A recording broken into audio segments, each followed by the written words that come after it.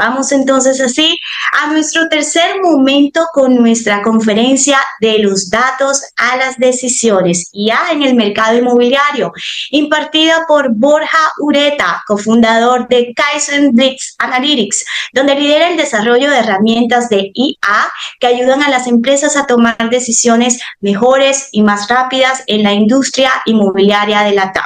Fantástico. Bueno, pues muchísimas gracias por la introducción. Nada, para mí simplemente decir es un placer estar aquí hoy y compartir este tiempo con vosotros. Y bueno, pues como ya ha introducido Cari, yo creo que mi carrera se divide en dos mundos que creo que hoy se conectan, ¿no? Como está diciendo, o sea, por un lado el primer mundo aquí en Colombia y el resto de Latinoamérica, donde, bueno, pues cofundé Kaizen Blitz Analytics. Y como apuntaba, pues nos dedicamos a crear soluciones de inteligencia artificial para el sector inmobiliario, específicamente en Latinoamérica. Llevamos ya más de 5 años, va a hacer dentro de muy poco, y bueno, pues hemos hecho herramientas desde predecir impagos hasta chatbots, temas de recobro, y por daros un ejemplo, pues solamente la herramienta de impagos ha sido utilizada por más de 50.000 o para más de 50.000 personas aquí solo en Colombia, ¿no? Entonces, lo que quiero decir con esto es que más allá de mi trabajo en Estados Unidos, también tenemos y tengo un entendimiento de los problemas reales y los datos del mercado colombiano, ¿no? Y luego, bueno, pues también en segundo lugar en Estados Unidos, ahí pues soy vicepresidente de Sinon y trabajo con un montón de compañías financieras y de capital riesgo. Básicamente mi rol ahí es liderar toda la práctica de capital riesgo y venture capital y ayudar a compañías, en este caso en Estados Unidos, a ejecutar sus estrategias de IA, ¿no? Entonces, cuando me propusieron hacer la charla, pues bueno, un poco me planteé cómo hacerlo, ¿no? Y al final, pues la conclusión a la que llegué es que lo que me gustaría que este tiempo pues fuera sobre todo para poder daros un poco el conocimiento, la experiencia que yo he adquirido, contároslo de manera simple, sin rodeos, a alto nivel, y tratar de daros pues algunos consejos prácticos para los retos pues que tenéis en el día a día aquí en Colombia, ¿no? Conociendo un poco los dos mundos. Así que bueno, no me dilato más con la introducción. Solamente decir que, como seguro escucháis por mi acento, soy español y he vivido ahí muchísimos años, pero ya llevo los últimos 10 años en Estados Unidos, así que bueno, un poco entre tres mundos debería decir. Así que nada, empezamos. Entonces, bueno, lo primero que me gustaría decir es un poco para introducirnos, o sea, un poco lo que yo veo, y creo que esto es cierto tanto en Estados Unidos como desde luego en España, y creo que también en gran parte en Latinoamérica, ¿no? Que es lo que yo llamo la brecha del CEO. O sea, al final lo que tenemos es una gran mayoría de los CEOs o gerentes de compañías están, bueno, preocupados, emocionados, no sé qué palabra utilizar, ¿no? Pero de alguna manera temen perder su capacidad competitiva o incluso su puesto si no consiguen resultados reales con la IA. Es decir, hay una alta importancia priorización de la IA. Al mismo tiempo, lo que veo es que una muy pequeña parte de esos CEOs y de sus compañías tienen un plan formal de IA que cubra siquiera un año, ¿no? Entonces, esto es lo que llamo la brecha, que es ese 62%, que es en lo que pues, me gustaría que nos centráramos hoy, ¿no? No con teorías, sino con ejemplos reales, consejos de qué funciona, qué no funciona y una guía práctica que podáis aplicar. Entonces, bueno, lo que vais a ver en todas las slides es que más allá del contenido, lo que he tratado es siempre poner un mensaje en la parte de abajo, que es un poco el call out o la idea con la que me gustaría que os quedarais, ¿no? Entonces, al final, esto va de menos hablar de IA, o sea, porque hay mucha conversación, y más acción. Entonces, vamos a ver si hoy podemos ayudar a pasar de la conversación a la acción, ¿no?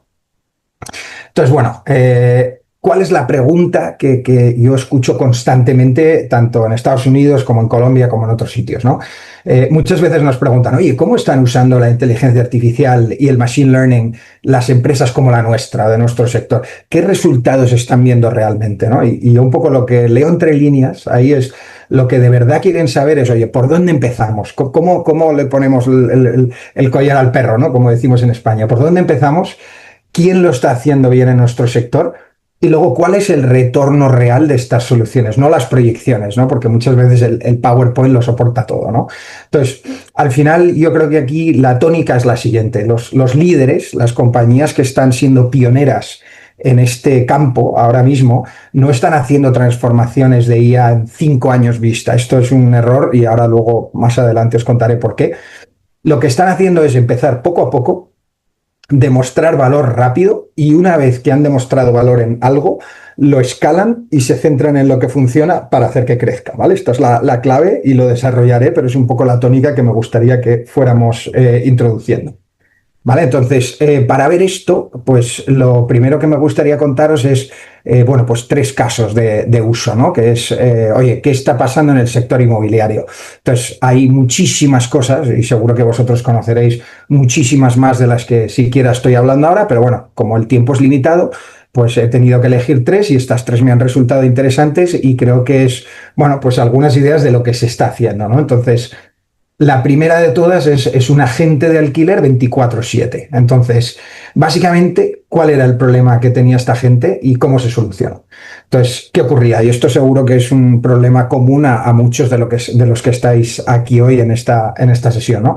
Pues el 40% de las llamadas de interesados en pisos alquileres no se atienden. Bueno, lógicamente algunos de los agentes pues están ocupados haciendo visitas, haciendo otras cosas o teniendo otras llamadas, ¿no? Y además lo que se vio es que gran parte de esos agentes invertían una parte muy importante de su tiempo en tareas de copia-pega, ¿no? Que al final son preguntas de los mismos inmuebles donde estás dando prácticamente las mismas respuestas. Conclusión, la operativa era bastante ineficiente. Entonces, esta compañía, que se llama LSI, es una PropTech del estado de Nueva York, específicamente. A día de hoy está valorada a más de $1 billón, o sea, se fundó en 2017, hace 8 años, y ya tiene esta valoración, ¿no? Bueno, pues sirve a fondos de todo tipo, como Greystar, Brookfield y nombres pues muy, muy grandes, ¿no? Entonces, básicamente, lo que hizo esta gente fue crear una IA generativa que gestiona emails, chats y agenda citas por voz 24/7. ¿Vale? Entonces, un poco yo creo que la innovación clave es, llevamos hablando de chatbots, no sé, 10, 15 años, ¿no? Entonces, esto realmente no es lo innovador aquí, sino el hecho de que no solamente chatea, sino que cierra citas y al final, pues, consigue blockings, ¿no? Entonces, el resultado de este caso, en este caso, es que el 90% de los procesos de captación que antes hacían humanos fueron automatizados, 90%. Sobre los fondos y clientes que estaban usando esto, se consiguieron aproximadamente $14 millones en ahorros de coste de personal, que es muy, muy grande. Y además hubo un aumento del 300%, es decir, 3 veces más, en la conversión de interesado a visita. O sea, si pensáis en el funnel, en el embudo, al final este tipo de solución donde atacas precisamente de, oye, ¿cómo voy de interesado a cerrar una visita? Y esto se multiplicó por 3. Entonces, este caso me pareció interesante porque creo que es una tecnología que, sin ser, bueno, una locura o algo complicado, es decir, es algo que realmente creo que se podía implementar en cualquier país, en cualquier caso de uso, pues han conseguido unos resultados que son bastante sorprendentes y muy potentes, ¿no? Entonces, este es el primer caso de uso que quería ver con vosotros. El segundo, bueno, es una compañía, en este caso de Texas, que se llama RealPage. Y bueno, básicamente atacaron un problema que yo creo que es bastante relevante, ¿no? Sé que me imagino que dentro de esta sesión pues hay muchas fianzas o compañías que evalúan en cierta medida el riesgo de crédito de inquilinos, ¿no? Entonces, creo que es muy común, tanto en Colombia como en España, México y también en Estados Unidos, usar pues los informes de crédito tradicionales, ¿no? El score y demás, que al final pues tienen un par de problemas, ¿no? Por un lado, miran al pasado y por otro lado, pues el modelo está ajustado a variables de crédito, no a variables de arrendamiento, ¿no? Y además, una segunda derivada es que, bueno, con el crecimiento incipiente de temas de riesgo y de fraude, pues no detectan identidades sintéticas que al final, pues muchas veces también causan problemas en toda esta operativa. ¿Qué solución pues llevaron a cabo? Pues tomaron 30 millones de alquileres. Lógicamente, pues en Estados Unidos muchas veces los datos están más disponibles, son más públicos y son más grandes, que es una ventaja desde luego. Pero bueno, con 30 millones de alquileres, lo que hicieron fue entrenar un modelo que lo que midiera la voluntad de pago, no la capacidad. Y seguro que muchos de vosotros veréis que cuando se producen impagos, no siempre es un problema de capacidad de pago, sino de voluntad, ¿no? Entonces, al final, esta gente con este modelo pues consiguió 3 outcomes principales.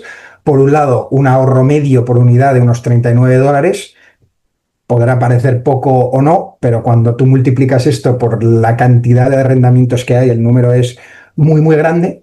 la tasa de morosidad fue baja del 1,7 y además se mantuvo durante periodos de recesión. Esto es importante porque muchas veces los modelos parecen muy buenos cuando las cosas van bien, pero cuando las cosas van mal, pues no tanto, ¿no? Entonces, aquí el mantenimiento cíclico es un punto importante. Y luego, además, pues un add-on que tenía este producto es que alertaba de identidades sintéticas, ¿no? Entonces, yo creo que este tipo de soluciones en mercados como el colombiano, donde las leyes de desahucio pues, son bastante favorecedoras del inquilino, también pues, esto es cierto en la mayoría de países en Europa y desde luego en España.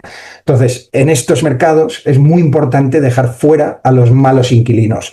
O sea, yo estoy seguro que si aquí hiciéramos una encuesta, estaríais más que dispuestos la mayoría a decir, oye, mira, renuncio a un buen inquilino por no tener un mal inquilino que me va a entrar en mora e incluso pues puedo llegar a eventos o situaciones de restitución, ¿no? Y luego, bueno, pues por dejar este caso, otra cosa que me pareció muy, muy interesante es que esta gente, dentro de los predictores que usaron para su modelo, llegaron a la conclusión de que el rent to income, es decir, el canon sobre el ingreso, era un mal predictor que de hecho no ayudaba al modelo. Digo que esto me parece interesante porque creo que una gran mayoría de compañías a día de hoy, en Colombia y en otros países, usan este ratio como uno de sus ratios principales para tomar decisiones sobre si dar una fianza o dar un arrendamiento, ¿vale? Entonces, este también es en Estados Unidos. Con eso, me gustaría pasar al tercero. Y el tercero, bueno, pues lógicamente lo he elegido a posta porque no se trata aquí solamente de hablar de casos de uso en Estados Unidos, en Europa, donde sea, y yo creo que también hay casos de uso muy interesantes en Latinoamérica, y dentro de Latinoamérica creo que es muy claro que Colombia va a la vanguardia en temas de innovación, de startups y de desarrollo. Y bueno, pues hubo un caso de uso que me pareció interesante. Nosotros no hemos trabajado con ellos directamente, a lo mejor algunos de vosotros sí, pero bueno, es el caso de la House, ¿no? Entonces, ¿cuál era el problema? Pues que los agentes alucinan, ¿no? Entonces, esto es un concepto que es interesante, ¿no? Porque muchas veces la gente dice, joder, es que los LLM, los ChatGPT, los modelos de lenguaje alucinan, ¿no? Y al final me da una respuesta que es errónea. Pero esto es un defecto que también es humano. Es decir, un agente humano también se puede equivocar, ¿no? Entonces, imaginaos la situación donde la gente pues, está hablando de un inmueble con un interesado. Sí, tiene piscina. Bueno, pues luego resulta que esa piscina no está ahí, hay una equivocación, ¿no? Esto, lógicamente, mata la confianza y el resultado es que se pierde la venta. Entonces, lo que ha hecho esta gente es un copiloto de ventas donde la IA evalúa la calidad de la llamada y da coaching en tiempo real. En el momento que detecta algo incorrecto, pues se alerta antes de que el cliente, lógicamente, se quede con la mala impresión. Entonces, esto está en producción y el resultado reportado de esta capacidad es que se han mejorado en un 15% las tasas de conversión, o sea, un poco como hablábamos del primer caso, una detección muchísimo más rápido de los datos incorrectos. Esto es lógico porque de detectar los humanos o incluso no detectarlos a que lo hagan en este caso modelos, pues muchísimo más rápido, 14 veces. Y luego también un punto interesante es que esto está hecho sobre datos y una dinámica que es específica del mercado latinoamericano y específicamente en Colombia, ¿no? Entonces, el mensaje clave que me gustaría dejar es, oye, esto no es solo Silicon Valley, está ocurriendo en nuestro mercado ahora mismo y hay posibilidad de hacer todo esto y más, ¿no? Y bueno, estos son 3 ejemplos que simplemente quería dejaros de, oye, qué está ocurriendo en el mercado y qué se está haciendo en vuestro sector en Colombia y fuera de Colombia, en este caso en Estados Unidos. Pero la realidad es diferente, ¿no? Como sabéis, la mayoría de firmas no llegan ahí, no llegan a unicornios con productos de inteligencia artificial de $1 billón. Entonces, lógicamente no todas pueden llegar a ese nivel, pero sí pueden llegar a un nivel mucho más alto del que están hoy, ¿no? Entonces, lo que os quiero enseñar es un poco lo que yo veo como el principal freno al avance de compañías un poco más pequeñas y medianas en dar el salto en términos de inteligencia artificial. Y voy a empezar con algo que a lo mejor no es lo más glamuroso, pero sí probablemente es lo más importante, que son los datos, ¿vale? Entonces, aquí una cosa que, como esto es un término que yo uso, que es el data chaos, ¿no? El caos de datos. Entonces, ¿por qué muchos están atascados? Entonces, vamos a llevar esto a la realidad inmobiliaria, ¿no? Tenemos, por dividirlos, 3 categorías de datos: los datos del inquilino, los datos de la propiedad y luego pues temas de cobros y evaluación de riesgo. Si pensamos en el primer bucket, los datos de inquilino, las solicitudes de arrendamiento, pues a lo mejor están en un Excel. El historial de pago lo tiene contabilidad. El mantenimiento y temas de quejas están en WhatsApp. Y los contratos están en archivos adjuntos de emails. Y encima tenemos el informe de crédito de Sifin, TransUnion o Data Credit o lo que sea en PDF, ¿no? Entonces, solamente en la parte del inquilino podemos llegar a tener 5 sistemas diferentes. Datos de la propiedad. La ocupación la tenemos en un Excel. Los precios de alquiler en otro Excel que además pues, probablemente tenga nombres distintos y por fechas. Y luego tenemos costes de mantenimiento en contabilidad y valoraciones de inmuebles en presentaciones. Entonces, mayor problema. Y misma historia con cobros y riesgos. Seguimiento de impagos se hace a mano, contacto con los deudores, etcétera, ¿no? Entonces, al final, no quiero decir que seguramente muchos de vosotros tengáis los datos muy ordenados, o sea, no quiero decir que esto sea una generalidad, pero sí es bastante común y no solo en Colombia, también en Estados Unidos, o sea, en los mercados por lo menos en los que yo tengo visión o visibilidad. Y lo que ocurre es que los datos están en todas partes. Al estar los datos en todas partes, cero utilidad. Y aquí el mensaje clave que me gustaría que os quedaseis es que la IA no arregla el caos. La IA necesita datos limpios, ¿vale? Entonces, esto es muy importante. Entonces, ¿cómo se soluciona este problema? Pues bueno, yo generalmente trato de dividirlo siempre todo en fases, para ir ordenado y luego pues terminar una y seguir con la otra, ¿no? La primera fase es el caos, que es un poco lo que acabo de contaros, y cómo se va de ahí a la fase 2. La fase 2 es básicamente donde tienes unos datos limpios y conectados.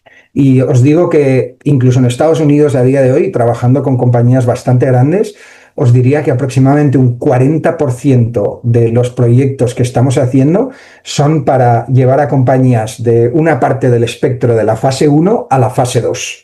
Y otra parte también considerable, diría que el 10-15% es de la fase 2 a la fase 3. O sea que la fundación de datos es una parte muy importante de los proyectos que se hacen a día de hoy.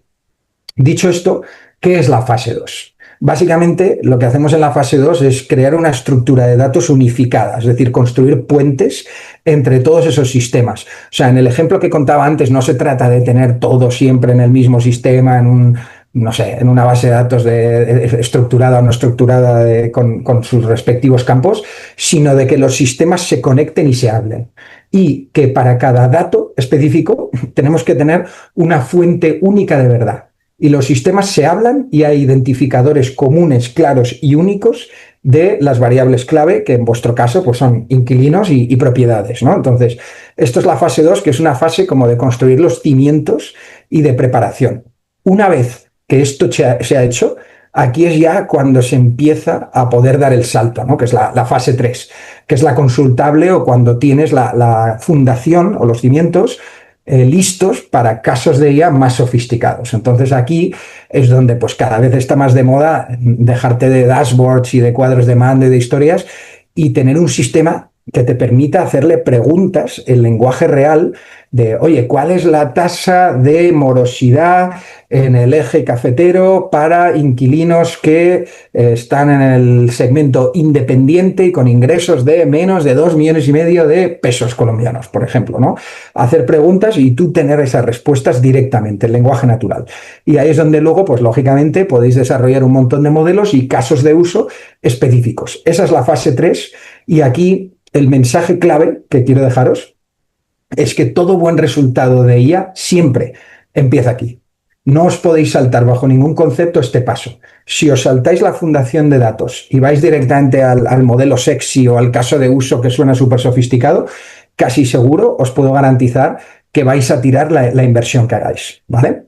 Entonces, bueno, con eso creo que es un buen enlace al siguiente punto, ¿no? Que es, hay una realidad, que es que muchos proyectos de IA fracasan. O sea, y empezando por el final, bueno, la consultora RAND el año pasado hizo un estudio, en 2024, donde dijo que el 80% de los proyectos de IA fracasan. Entonces, ¿por qué pasa esto? Bueno, pues yo creo que antes de poner la tirita, ¿no? O sea, decir, oye, ¿qué es lo que ocurre? Lo primero que os digo es que el 99% de los motivos son evitables. Aún así, la gente los sigue cometiendo. Primer motivo, lo que os acabo de contar. Fundación de datos pobre se carga el 70% de los proyectos. Segundo, brecha de entrenamiento a producción. Esto quizás es un poco más técnico, pero claro, si vosotros entrenáis, por ejemplo, un modelo de gestión de recobro y creéis que la interacción con los inquilinos va a ser del tipo A, B y C, y luego lo ponéis en producción y resulta que salen D, E y F, lógicamente esa capacidad no va a funcionar. Entonces es muy importante la parte de testeo y puesta en producción. El tercer punto para mí es uno de los más importantes, que es el tema de scope. Yo no sé, muchas veces pues vienen compañías de, oye, vamos a hacer este proyecto de IA a 12 o 24 meses, son transformaciones muy grandes que no tienen resultados clave, o sea, claros, en mucho tiempo. Esto es un riesgo enorme, que ahora elaboraré un poco más.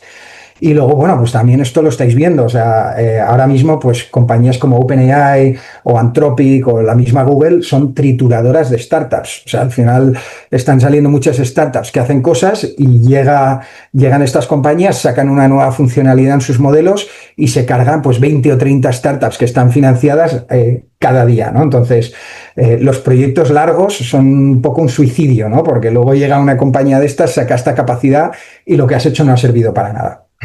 Y luego, pues lógicamente, limitaciones de recursos humanos. O sea, al final, una gran parte de las empresas no tienen las personas con las capacidades técnicas para hacer esto, y si las tienen, pues probablemente estén ocupadas en muchas cosas, ¿no? Entonces, dedicar a estas personas 100% a un proyecto ad hoc, pues es poco menos que imposible, ¿no? Entonces, al final, lo que quiero que os quedéis es 99% de las causas son evitables, y siempre haced primero el trabajo de datos poco sexy antes de meteros a los modelos sexys, ¿vale? Entonces, una vez que he dejado un poco la parte bueno, no de negativo, sino por dónde empezar, lo que me gustaría también es daros mi opinión de por qué creo que el momento es ahora, ¿no? Se lleva ya hablando, pues no sé, de 2, 3 años de, oye, la IA va a revolucionar, hay mucha conversación y en algunos países están haciendo muchas cosas, pero creo que ahora mismo en concreto es un momento muy importante, tanto porque hay una gran oportunidad como porque creo que la ventana de oportunidad se va a cerrar progresivamente. Entonces, ¿por qué digo esto? Bueno, fundamentalmente tres motivos. El primero es, ¿qué es diferente ahora? Bueno, pues las barreras de entrada a vuestro sector y a todos los sectores han desaparecido o se han reducido notablemente. O sea, casi nada impide que una compañía de PropTech de México o Brasil o de Chile pues coja y diga, oye, venga, me voy a meter en Colombia mañana con mi tecnología y voy a empezar a competir en el mercado local. Y además, otra cosa que ocurre es que si uno de vuestros competidores encuentra un socio correcto, también puede ganar una posición competitiva mucho más rápido de lo que lo podía haber hecho hace 5 años. Entonces, el entorno competitivo es mucho más emocionante, pero también más peligroso. Segundo, hay un tema de tendencia, ¿no? El que se mueva rápido, pues tiene una ventaja muy clara y va a ver el retorno sobre su inversión antes. Y además, pues puede crear marca, ¿no? O sea, hace, no sé, 5 años, cuando tú hacías una aprobación en 5 días y otro lo hacía en 2, bueno, pues sí, es mucho mejor 2 que 5, ¿no? Pero tampoco es un cambio cualitativo, ¿no? Mientras que ahora, pues, alguien que lo hace en 1 o 2 días versus alguien que lo hace en 1 o 2 segundos, pues es una diferencia muy grande que crea marca y crea diferenciación. Y además esto se junta con una expectativa distinta por parte de los consumidores. O sea, al final los clientes tienen unas expectativas que son de digitalización, rapidez, automatización. Y esto no es solamente por el sector inmobiliario. O sea, esta gente pues tiene sus iPhones, tiene sus Alexas, tiene sus Netflix y lo tiene todo disponible ya, digital, rápido e inmediato. Y luego, bueno, el tercer motivo es el riesgo, que es un poco relacionado con estos dos. Ni siquiera una empresa del sector inmobiliario puede ser vuestro potencial competidor. O sea, y hay compañías que se pueden dedicar a tecnología y que entran y disrumpen un sector. Y esto, por ejemplo, está ocurriendo notablemente y notoriamente en el sector automovilístico. Entonces, no creo que el sector automovilístico, que tiene muchas complejidades tecnológicas, industriales, sea más fácil de penetrar que, por ejemplo, el sector inmobiliario, ¿no? Entonces, esto es algo que puede ocurrir y luego, bueno, pues la distancia entre competidores. El competidor que empieza antes, pues va sacando ventaja y lo que ocurre es que al final, pues te puedes quedar atascado reaccionando en lugar de liderar, ¿vale? Entonces, para mí, el mensaje clave aquí no es si la inteligencia artificial va a transformar el sector inmobiliario y de arrendamientos. No, la pregunta es si vosotros, cada uno de vosotros, vais a liderar esa transformación en Colombia o si vais a reaccionar a ella. Eso yo creo que es la pregunta que internamente os tenéis que hacer, ¿vale? Y con eso, pues me imagino que muchos estaréis pensando, oye, pues joder, tenemos que ser dueños de esta tecnología, hay que ponerse manos a la obra, tenemos que desarrollarla nosotros mismos antes que el vecino de al lado. Bueno, pues dejadme que responda a esas cuestiones sin rodeos, porque quería hablar de dos, lo que yo llamo mitos, ¿no? Y esto lógicamente es una opinión subjetiva, en base a mi experiencia, pero subjetiva, ¿vale? Entonces, hay dos errores de concepto que yo creo que se cometen muchas veces que penalizan a compañías, ¿no? Y esto creo que subjetivamente también es un poquito más cierto en Colombia de lo que es en Estados Unidos, ¿vale? Entonces, el primero es ser dueño de la IA. Entonces, vamos a poner el error en una frase. Necesitamos nuestros propios modelos o los competidores nos van a copiar. Entonces, ¿dónde creen muchas personas que está la ventaja? Oye, tengo que ser dueño del modelo de la IA, tengo que construir absolutamente todo en casa y tengo que mantener la tecnología en secreto. ¿Vale? Esto es la creencia. ¿Dónde está realmente la ventaja? ¿Vale? Que esto es dónde está. Entonces, lo primero es vuestros únicos datos. Vuestros datos, desde luego, son muy valiosos y por encima de otras cosas. Vuestro conocimiento del mercado, cómo conocéis el área Caribe respecto a Bogotá, respecto a Pereira, en fin, la territorialidad o el segmento que sea, la velocidad con la que implementéis y la calidad con la que ejecutéis. Estas son las 4 cosas fundamentales. Datos, conocimiento de mercado, velocidad y calidad de implementación. Con estas 4 cosas es con los que os podéis llevar el pastel. Entonces, al final aquí yo creo que las matemáticas no engañan, ¿no? O sea, es un poco lo que decía antes. Las grandes compañías tecnológicas están invirtiendo por encima de 10 billones de dólares en I+D. Es imposible ganarles desarrollando. O sea, al final van a ir sacando herramientas y modelos a una velocidad donde la principal ventaja que vais a tener es integrar su tecnología con vuestros datos y hacerlo mejor y más rápido que la competencia. Esta es la clave. Entonces, aquí el mensaje clave. La carrera no es quién construye la IA, es quién la despliega primero y mejor, ¿vale? Entonces, aquí el punto es, el modelo a día de hoy, en gran medida, es un commodity. Tus datos y tu ejecución no lo son. Entonces aquí lo que quiero es un poco cambiar la mentalidad de construir internamente nuestros modelos secreto a velocidad, nuestros datos, integración, ¿vale? Esto es un cambio de mentalidad muy grande que yo creo que va a ayudar mucho a mover esto. Este es el mito número 1. El mito número 2, que bueno, no es un mito en sentido de blanco o negro, pero aquí lógicamente hay tonos, pero es el tema de construir internamente, ¿no? ¿Por qué pagar a un tercero lo que podemos poseer? Es más seguro si lo controlamos. Es verdad, controlar la tecnología es importante, pero construir las cosas internamente tiene también muchos peligros que hay que, bueno, por lo menos poner de relieve para analizarlos, ¿no? Entonces, aquí la cruda realidad es la siguiente. 14% de las empresas que intentan desarrollar productos, modelos y soluciones de IA internamente lo logran con éxito. O sea, el 86% fracasan, ¿vale? El tiempo medio para conseguir hacer estas cosas es de 18 a 24 meses. Y además, la pregunta es, oye, una vez que has acabado el proyecto, ¿qué hacen tus ingenieros, ¿no? Cuando esto termina? Luego tienes el coste, ¿no? Oye, pues contratar lógicamente es caro. Además tienes que mantener y actualizar. Y luego el riesgo de obsolescencia, porque si tardas 18 o 24 meses, como os he dicho antes, las probabilidades es que alguien venga, saque una tecnología nueva y has perdido toda la inversión en tiempo, ¿no?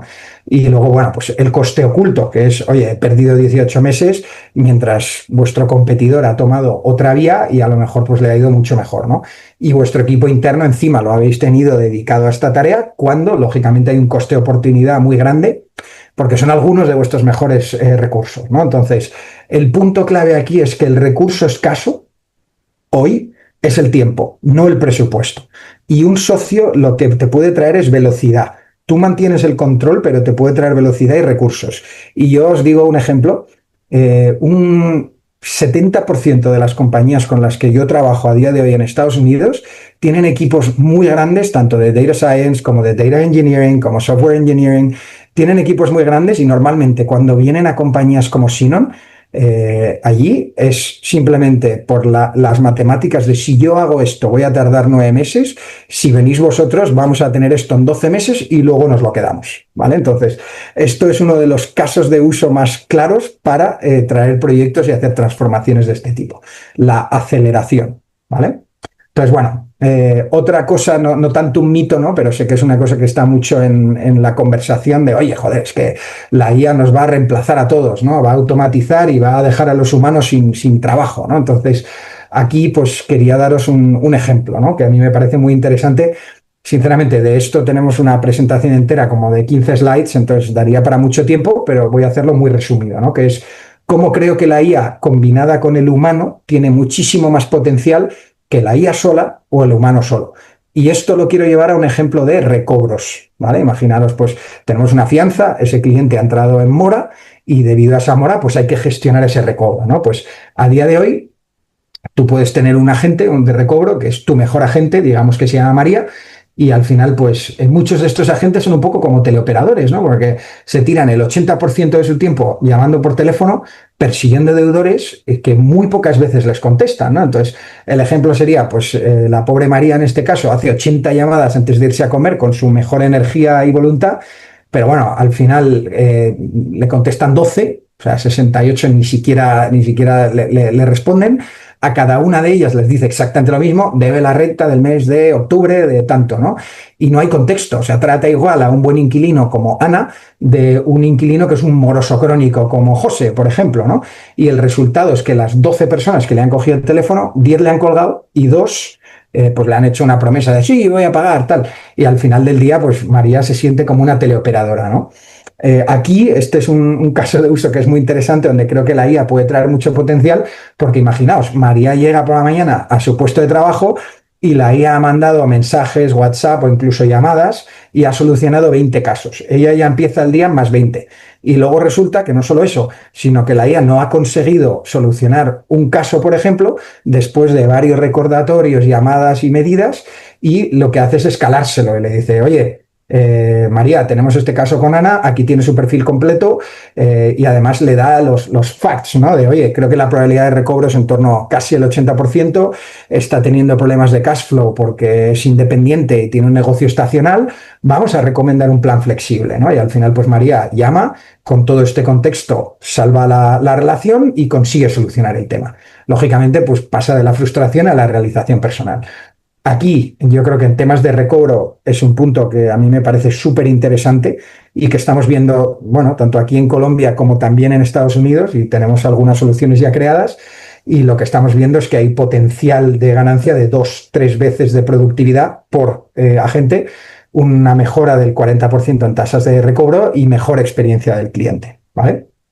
Entonces, otra cosa que me gustaría dejaros es muchas veces lo que hemos visto también es clientes que están paralizados por tener demasiadas opciones. Es decir, oye, es que he pensado en 50 cosas que me gustaría hacer y no sé por cuál empezar, ¿no? Entonces, aquí lo que os dejo es un framework bastante simple de priorización.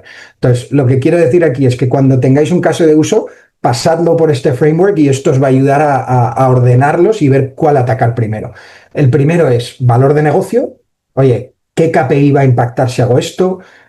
¿Va a ser un play de ingresos, de costes, de diferenciación, de eficiencia? O sea, ¿qué es lo que va a mejorar y cuánto? ¿Vale? Esto es la parte de valor, que es la más clave, la más clara. La segunda, que muchas veces se olvida, es la viabilidad. Oye, ¿tengo los datos ya o tengo que tirarme 3 meses haciendo puentes entre sistemas inconexos, ¿no? Y esto va a usar una tecnología que está aprobada o que está en desarrollo. Y luego, ¿lo va a usar la organización realmente, sí o no? ¿Vale? Entonces, esto es la viabilidad. Muy importante no olvidarla. Y luego, por último, el esfuerzo. ¿Cuál es el plazo de tiempo realista para conseguir esto? ¿Qué dependencias existe? ¿Y qué es lo que puede salir mal? ¿Vale? Entonces, yo lo que os sugiero es que toméis estas preguntas, puntuéis en comités, si es posible, cada una de ellas de 1 a 5, multiplicar las puntuaciones, ordenarlas por total y empezar por lo más alto. Lógicamente, en los mejores casos de uso van a ser los que tengan alto valor, alta viabilidad y donde el esfuerzo sea el menor posible. Por ahí es donde hay que empezar. ¿Vale? Entonces, bueno, antes os estaba hablando de tema de, oye, pues joder, no hay que hacer todo siempre internamente, un partner exterior pues os puede ayudar a acelerar y esto es muy importante, ¿no? Entonces, aquí una cosa que es clave es que yo creo que a día de hoy, no sé si vosotros tendréis esta impresión, pero para mí es clarísima, todo el mundo hace IA, todo el mundo sabe de IA, todo el mundo está hablando de esto y parece que es un experto en IA, ¿no? Entonces, para mí, si yo estuviera en vuestra situación diciendo, oye, ¿a qué partner elijo, no? Una pregunta que me vendría a la cabeza es, oye, ¿cómo narices elijo a un buen partner y no a un hablador? Que no digo que muchos sean, ¿no? Pero puede ocurrir, ¿no? Entonces, ¿cómo separas la experiencia real de un buen PowerPoint? ¿Vale? Entonces, para mí son 3 preguntas, nada más, muy sencillo. Primera pregunta es, enséñame sistemas en producción real o a escala, no un piloto o unas slides. ¿Qué tienes que esté funcionando en producción y a escala? Esto es clave porque eso es lo que muestra la experiencia. Lo segundo es tiempo, ¿vale? Entonces, una cosa, yo soy el máximo enemigo de cualquier proyecto que no tenga una duración tangible de 12 semanas o menos. O sea, cuando alguien me viene y me dice, no, esto van a ser 6 meses y el KPI, pues al principio no se va a medir. No. Tienes que enfocar el proyecto de tal manera que la fase 1 sea de 8 a 12 semanas y con KPIs claros. El que no te venga con eso, mala señal.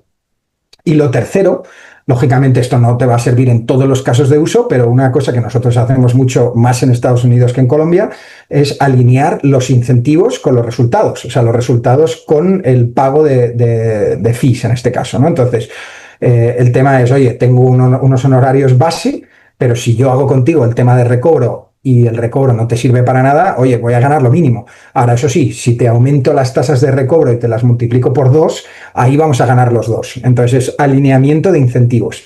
Esto es una cosa que culturalmente pues a lo mejor no se hace tanto, bueno, desde luego no mucho en España y tampoco en Colombia, en Estados Unidos es más común, pero que ayuda mucho, ¿no? Entonces, hoy en día todo el mundo hace ya. Yo creo que estas preguntas os van a ayudar a separar el pitch de los que ya han hecho esta escala, ¿ok? Y luego, bueno, me gustaría simplemente daros una estructura de cómo veo yo que se debería enfocar un proyecto de IA, ¿no? Que es el tema de las fases. Porque, bueno, al final yo creo que lo que distingue a las compañías que están haciendo que esto funcione de las que no, pues una cosa que tienen es estructura y que viven por unas reglas que nunca se saltan, ¿no? Esto es un poco como sus principios irrenunciables.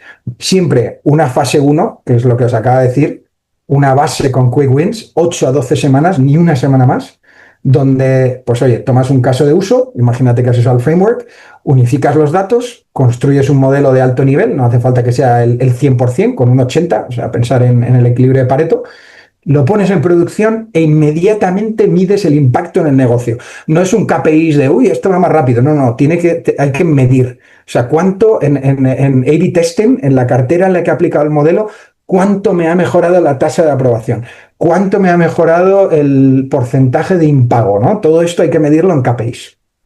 Una vez que tienes esta información, ahí ya pasas a una segunda fase, que es de expansión. Esto ya puede ser 12, 16 semanas porque ya tienes la atracción de la fase 1. Entonces aquí aprovechas la fundación que has hecho en la fase 1 y dices, oye, he hecho un modelo de recobro súper bueno. Oye, pues voy a usarlo también para perfilamiento de nuevos clientes o voy a usarlo para calibrar el pricing de mis fianzas, por ejemplo, ¿no? Entonces voy a llevar el modelo a 2 o 3 casos de uso adyacente, escalar la infraestructura y crear capacidad y conocimiento interno para, de alguna manera, expandir esa base que crea la fase 1. Y luego ya, pues la fase de automatización, que es bastante intuitiva, ¿no? Mejora continua, añadir casos de uso.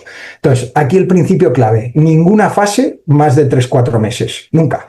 Y cada una de las fases tiene que tener resultados medibles claros. Empieza rápido, demuestra valor y luego escala. ¿Vale? Y con esto, pues me gustaría empezar a concluir con 2 cosas. Lo primero es, os he contado un montón de cosas y además he tratado de ir un poquito rápido porque, bueno, tengo ahora después una reunión y hemos empezado un poquito tarde.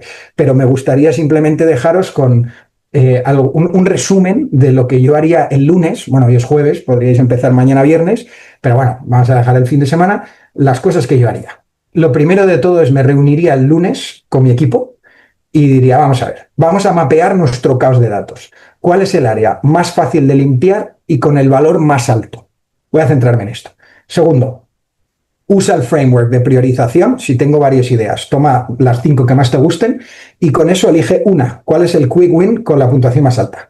Tercero, busca partners externos que os puedan ayudar. No busques a uno, busca a 3 por lo menos y hazles las 3 preguntas que os mencionaba anteriormente. Y por último, pues lanza el piloto. Entonces, ejecuta el enfoque de fase 1 con los KPIs y de 8 a 12 semanas. Entonces, por concluir, 2 cosas. La primera, la IA no es magia, son datos limpios y pasos cortos y objetivos claros. Y la pregunta no es si va a transformar el sector, sino si lo vais a liderar esa transformación. Ya lo he dicho antes, pero quiero repetirlo. Y luego, por último, bueno, simplemente por concluir, sé que muchas veces en estas presentaciones pues, se usan citas filosóficas y bueno, yo aquí me he tomado la licencia de usar simplemente mi opinión, que es que creo que los que van a liderar el futuro del sector no son los más grandes, sino los que se adapten y aprendan más rápido. Y espero que, bueno, esta sesión os sirva a adaptaros y aprender más rápido en el futuro. Y con esto concluyo, así que muchísimas gracias. Listo, muchísimas gracias por esta conferencia, Borja. No sé si tienes 2 minuticos. Una Sí, pregunta. sí, claro. Primera pregunta, ¿cuáles son las 3 herramientas de IA que toda empresa inmobiliaria debería utilizar actualmente? Uf, pues a ver, depende muchísimo, ¿no? ¿Estamos hablando de herramientas que estén al servicio de todo el mundo o de herramientas específicas del sector inmobiliario, ¿no? Porque al final yo creo que una cosa que está muy bien, y no estoy aquí descubriendo nada nuevo, ¿no? O sea, yo creo que usar los modelos de lenguaje para absolutamente todo es una cosa súper útil y muchas veces el tema es, oye, ¿por dónde empiezo? Es que esto también se lo puedes preguntar al LLM, ¿no? Esto por un lado. Y luego, segundo, para mí la clave serían usar herramientas para corregir fundación de datos y poder hacerle preguntas de los datos a tu negocio. Una vez que tienes eso, yo creo que de ahí puedes escalar a casi cualquier cosa. Listo, bueno, muchísimas gracias, gracias por aceptar esta invitación de compartir con nosotros este tema tan importante que está revolucionando en nuestro sector inmobiliario. Muchísimas gracias, Borja. Muchísimas gracias a vosotros, que tengáis buen día a todos. Gracias.